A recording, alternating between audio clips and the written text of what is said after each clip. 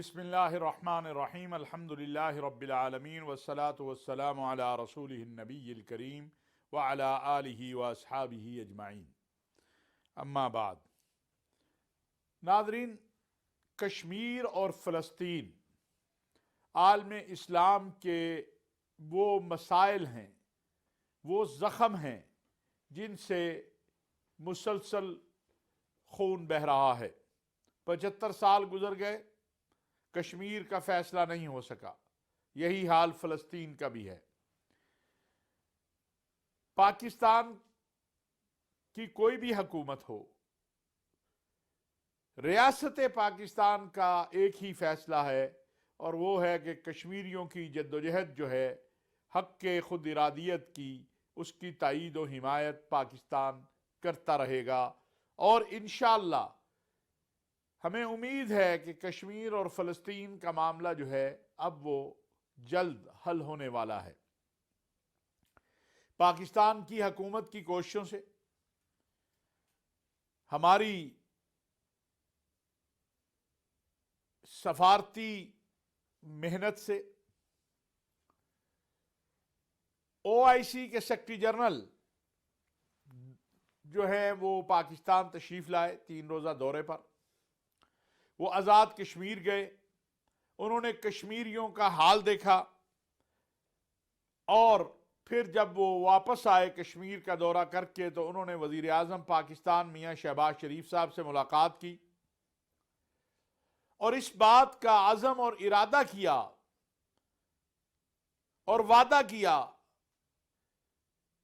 کہ اسلامی تعاون تنظیم ہر سطح پر مظلوم کشمیریوں کی تائید و حمایت کا سلسلہ جاری رکھے گی۔ اس ملاقات میں وزیر اعظم میاں شہباز شریف صاحب نے ان کے سامنے کشمیر اور فلسطین کی صورتحال کو رکھا، اور یہ امید کی اور یہ مطالبہ کیا اور یہ توقع رکھی کہ اسلامی تعاون تنظیم، جو کہ 57 اسلامی ممالک کی تنظیم ہے اور پاکستان اس کا بانی رکن ہے، وہ اپنے موقف پر جو کشمیر کے حوالے سے ان کا موقف ہے، قائم رہتے ہوئے کشمیر کے مسئلے کے حل کے لیے اپنا بھرپور کردار ادا کرے۔ سیکرٹری جنرل اسلامی تعاون تنظیم اور ان کے وفد نے ہر طرح سے وزیر اعظم پاکستان کو یہ یقین دہانی کروائی کہ مظلوم کشمیریوں کے حق کے خود ارادیت کے لیے جو اقوام متحدہ میں ان کو حق دیا گیا ہے، اس کی قراردادوں کے مطابق ہر سطح پر وہ کشمیریوں کا مقدمہ لڑیں گے۔ یہ چھوٹی کامیابی نہیں ہے۔ میں سمجھتا ہوں کہ ذرائع ابلاغ کو اس حوالے سے بھرپور بات کرنی چاہیے تھی۔ افسوس ہے کہ ہم اپنے داخلی معاملات میں، سیاسی معاملات میں اتنے الجھے ہوئے ہیں کہ اتنا بڑا جو دورہ اسلامی تعاون تنظیم کے سیکرٹری جنرل کا کشمیر کا ہوا، اس کو جو اعلام میں کوریج ہونی چاہیے تھی، وہ ہمارے غیر سرکاری میڈیا پہ اس طرح نہیں ہو سکی۔ چاہیے تو یہ تھا کہ کم از کم ایک دن کے تمام پروگرام وہ سیکرٹری جنرل OIC کے دورے کے اوپر کیے جاتے، اور جو انہوں نے کہا تھا اس کو رکھا جاتا دنیا کے سامنے۔ لیکن ہمارے لیے جو داخلی سیاست میں مسائل ہیں وہ اس وقت بڑے اہم ہیں۔ بہرحال اگر سرکاری میڈیا جس میں PTV ہے، ریڈیو پاکستان ہے، APP ہے، ان کا شکریہ ہی ادا کر سکتے ہیں کہ انہوں نے بھرپور انداز سے اس دورے کی کوریج کی، لیکن اگر ہمارا پرائیویٹ میڈیا بھی اس کی طرف توجہ کرتا تو بہت ہی اچھا ہوتا۔ ہمیں امید ہے کہ سیکرٹری جنرل OIC نے جو یہاں پر وعدے کیے اور جو گفتگو کی ہے اور جس انداز سے انہوں نے کشمیریوں کی حالت کو دیکھا ہے اور ہندوستان کے مظالم ان کے سامنے آئے ہیں، وہ انشاءاللہ کشمیریوں کے مقدمے کو ہر جگہ پر لڑیں گے۔ اور ہم شکریہ ادا کرتے ہیں اس وقت، چونکہ OIC کی جو سربراہی ہے وہ سعودی عرب کے پاس ہے، خادم الحرمین الشریفین شاہ سلمان بن عبدالعزیز اور ان کے ولی عہد امیر محمد بن سلمان کا، کہ انہوں نے سیکرٹری جنرل OIC کو آزاد کشمیر اور پاکستان کے دورے کی اجازت دی، اور یہ دورہ کر کے سیکرٹری جنرل OIC اس وقت واپس جا چکے ہیں۔ ناظرین، دوسرا اہم معاملہ اور پاکستان میں اہم جو عالمی سطح کی جو سرگرمی کہہ لیں، ایکٹیویٹی کہہ لیں، پروگرام کہہ لیں، جو بھی نام دیں، وہ تاجکستان کے صدر کا پاکستان کا دورہ ہے۔ تاجکستان ہمارا برادر اسلامی ملک ہے، ہمارے بہت سارے تعلقات اور روابط تاجکستان کے ساتھ بہت زیادہ مضبوط ہیں، دینی اعتبار سے بھی، علاقے میں ایک اہم ملک ہونے کے ناطے بھی، اور پھر ان کے دورے میں بہت سارے جو معاہدات ہوئے ہیں، جو قربت پیدا ہوئی ہے، افغانستان کے مسئلے پر بات چیت ہوئی ہے، عالمی مسائل پر بات چیت ہوئی ہے، میں سمجھتا ہوں کہ یہ پاکستان کے لیے بہت زیادہ مفید ہے۔ اس وقت کہ جب ہمارے سامنے افغانستان کی صورتحال ہے اور پاکستان یہ چاہتا ہے کہ افغانستان مضبوط ہو، ہم بار بار یہ بات کہتے ہیں کہ افغانستان کا امن پاکستان کا امن ہے، پاکستان کا امن افغانستان کا امن ہے۔ اور ایسی صورتحال میں جبکہ کابل میں پاکستان کے جو سفیر ہیں ان کے اوپر حملہ ہوا، اور پھر چمن بارڈر کی صورتحال، تاجکستان کے صدر کا پاکستان کا دورہ، پاکستان کے افغانستان کے مسئلے پر موقف کو بھرپور انداز میں بیان کرنے اور پاکستان اور تاجکستان کے درمیان افغانستان کی صورتحال پر باہمی اتفاق کرنے سے بہت سی چیزیں انشاءاللہ جو اصلاح طلب ہیں ان میں بہتری آئے گی، اور انشاءاللہ یہ معاملہ جو ہے وہ افغانستان کا، یہ دن بدن پاکستان کی خواہش ہے بہتر ہو۔ اگرچہ ہم غمگین ہیں، ہمیں دکھ ہے کہ افغانستان میں ہمارے سفیر جو ہیں ان پر حملے کی کوشش کی گئی، افغان طالبان کی حکومت نے اعلان کیا ہے کہ مجرم کو گرفتار کر لیا گیا ہے، اور اس کا تعلق ایک عالمی دہشت گرد تنظیم سے ہے۔ بارڈر پہ جو صورتحال پیدا ہوئی ہے وہ بھی افسوسناک ہے، اس پر بھی بات چیت ہو رہی ہے، اور پاکستان اور افغانستان کے نمائندے آپس میں اس پر بات چیت کر رہے ہیں۔ پاکستان بہت بڑے دل والا ملک ہے، یاد رکھیے ہم نے تاریخ میں انصار مدینہ کے بعد دوسری مثال قائم کی ہے، جو اپنے افغان مہاجرین بھائیوں کو اپنے سینے کے ساتھ لگایا، اپنے دل کے ساتھ لگایا، اپنی آدھی روٹی ان کے ساتھ شیئر کی، اپنی زمین ان کے ساتھ شیئر کی، اور اس بات کا اعتراف ہمارے افغان بھائی بھی کرتے ہیں۔ کچھ شرپسند ہر جگہ ہوتے ہیں، اور کچھ قوتوں کی بھی یہ کوشش ہے کہ وہ پاکستان کے اور افغانستان کے معاملات کو خراب کریں۔ ہندوستان اس میں اپنا بھرپور منفی کردار ادا کر رہا ہے۔ 20 سال ہندوستان نے افغان سرزمین کو پاکستان کے خلاف استعمال کیا، وہاں پر ہندوستانی قونصلیٹ دہشت گردی کے مراکز بنے ہوئے تھے، اور یہ ساری دنیا کو معلوم ہے، لیکن الحمدللہ پاکستان کی قوم اور فوج نے مل کر اس وقت بھی ہندوستان کے عزائم کو ناکام بنایا تھا، اور اب بھی ہندوستان کے عزائم کو ناکام بنائیں گے۔ افغان ہمارے بھائی ہیں، ہم ان کے ساتھ بھائیوں کی طرح رہتے چلے آئے ہیں، ہمارے ان کے تعلقات ایمان اور عقیدے کے تعلقات ہیں، اور جو کہیں پر کہیں کمی یا کہیں پر کوئی کوتاہی ہے وہ انشاءاللہ باہمی مذاکرات سے اور مفاہمت سے حل ہوگی۔ جہاں تک بات ہے ہندوستان کی، تو آپ نے دیکھا کہ ہمارے وزیر داخلہ رانا ثناء اللہ صاحب نے CTD پنجاب کے ایڈیشنل IG جو ہیں ان کے ساتھ مل کر ایک پریس کانفرنس میں، جو لاہور جوہر ٹاؤن میں حافظ سعید صاحب کے گھر کے قرب و جوار میں دھماکہ ہوا تھا، اس کے تمام شواہد کو دنیا کے سامنے رکھا، اور ہمارے سیکرٹری خارجہ جو ہیں انہوں نے وہ ڈوزیر جو ہے وہ تمام سفراء کے حوالے کیا ہے۔ ہماری وزارت خارجہ نے تمام تفصیلات دنیا کے سامنے رکھی ہیں، جس میں یہ بات واضح طور پر بتائی گئی ہے کہ کس طرح ہندوستان پاکستان کے امن اور استقرار کو خراب کرنے کے لیے اور پاکستان کے اندر دہشت گردی اور انتہا پسندی کو پھیلانے کے لیے پیسہ استعمال کر رہا ہے، کس طرح ہندوستانی خفیہ ادارے را کے ایجنٹ جو ہیں وہ پاکستان کے خلاف سرگرم عمل ہے، اور صرف تخریب کاری دہشت گردی نہیں بلکہ ہندوستانی را جو ہے بعض اطلاعات جو کہ مصدقہ ہیں ان کے مطابق پاکستان کی فوج اور قوم میں تقسیم پیدا کرنے کے لیے بھی باہر بیٹھے ہوئے کچھ لوگوں کو فنڈنگ کر رہا ہے، اور اسی طرح فوج کا نام لے کر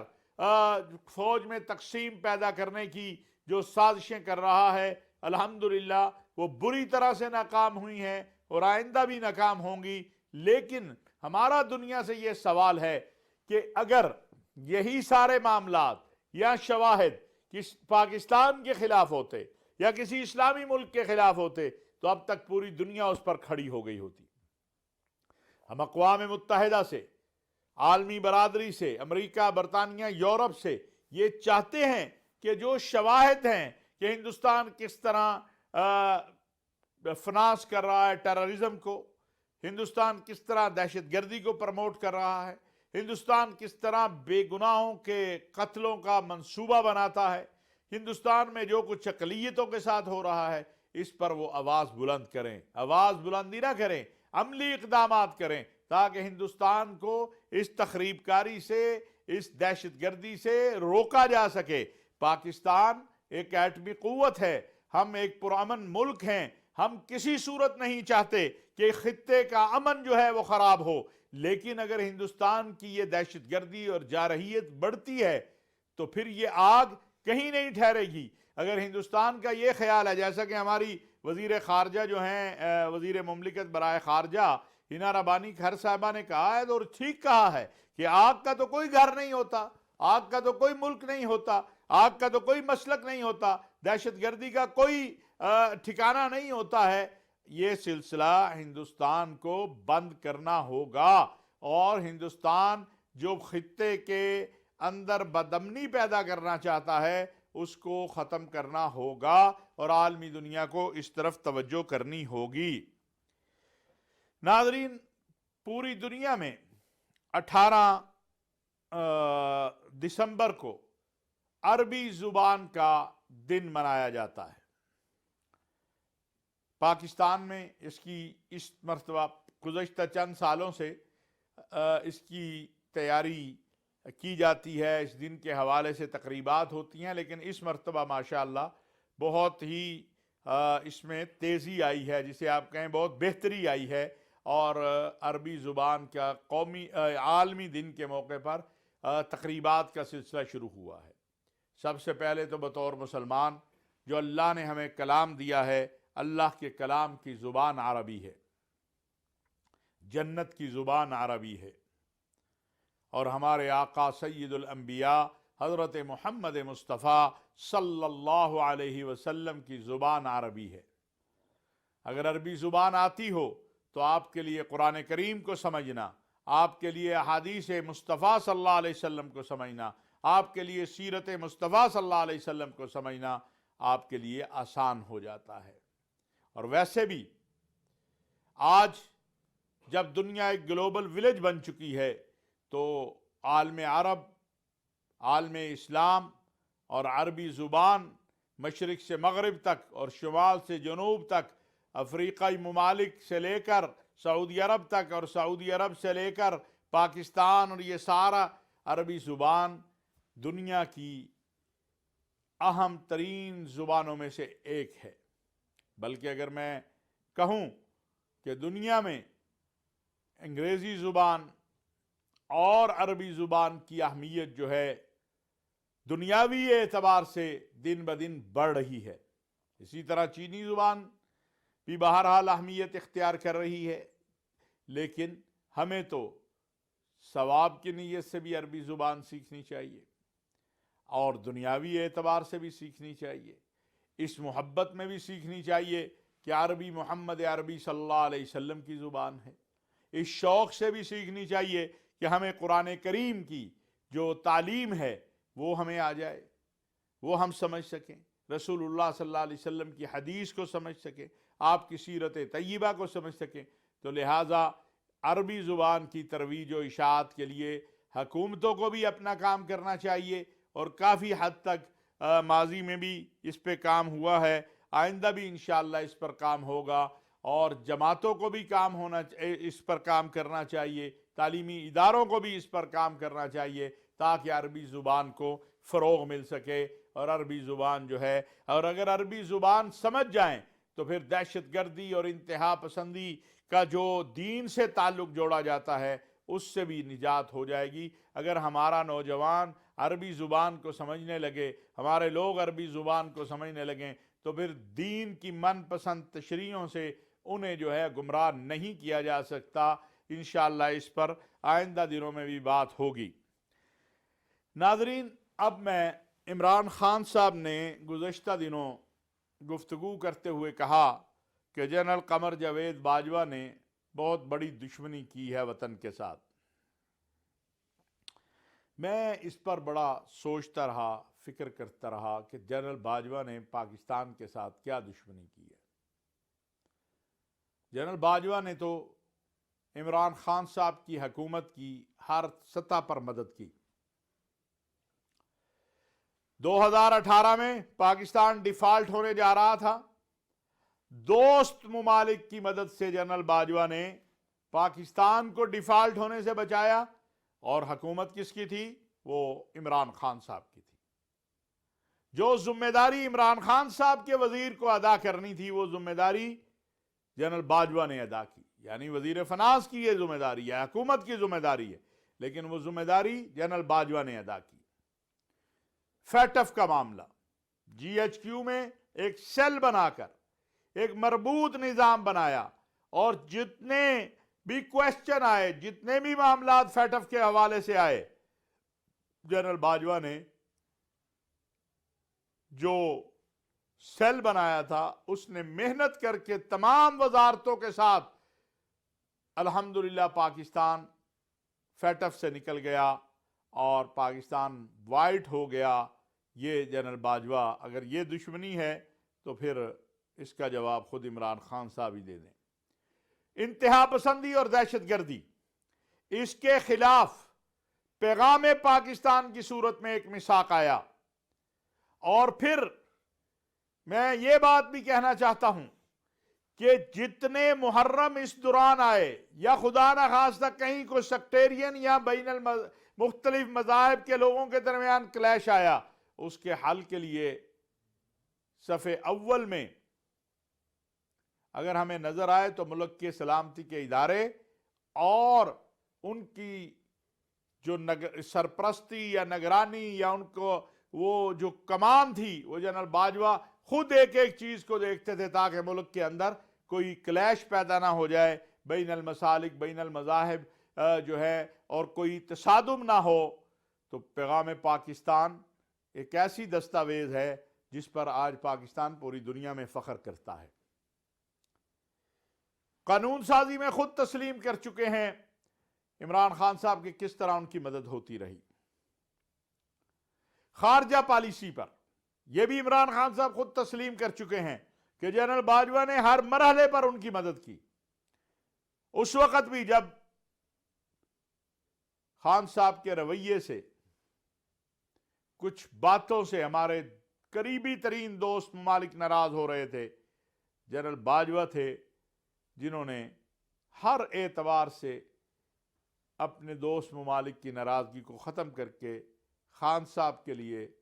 اور ان کی حکومت کے لیے، ان دوست ممالک کے ساتھ تعلقات کی بحالی میں اپنا کردار ادا کیا. جنرل باجوہ کا جرم یہ ہے کہ جب انہوں نے دیکھا کہ کام تو حکومت نہیں کر رہی اور گالی ان کو پڑ رہی ہے یا ان کے ادارے کی طرف لوگ انگلی اٹھا رہے ہیں، تو خالی جنرل باجوہ نہیں، پاکستان کی فوج نے یہ فیصلہ کیا کہ ہم نے اب سیاست میں مداخلت نہیں کرنی۔ ہاں، جنرل باجوہ کا جرم یہ ہے کہ انہوں نے سیاست میں مداخلت سے انکار کر دیا، انہوں نے عدم اعتماد کی تحریک کو ناکام بنانے سے انکار کر دیا، انہوں نے عمران خان صاحب کی حکومت کو بچانے سے انکار کر دیا، اور انہوں نے اپنا آئینی اور قانونی کردار جو تھا وہ ادا کرنے کا فیصلہ کیا۔ یہ اگر خان صاحب اس کو جرم سمجھتے ہیں تو میں سمجھتا ہوں کہ یہ کام بہت پہلے ہونا چاہیے تھا، جو جنرل باجوہ اور پاکستان کی فوج کے ذمہ داروں نے فروری میں کیا اور طے کیا کہ ہم نے سیاست میں اب مداخلت نہیں کرنی۔ خان صاحب سے گزارش ہے کہ جنرل باجوہ ان کے محسن تھے، ان کی پارٹی کے محسن تھے، ان کے لوگوں کے محسن تھے،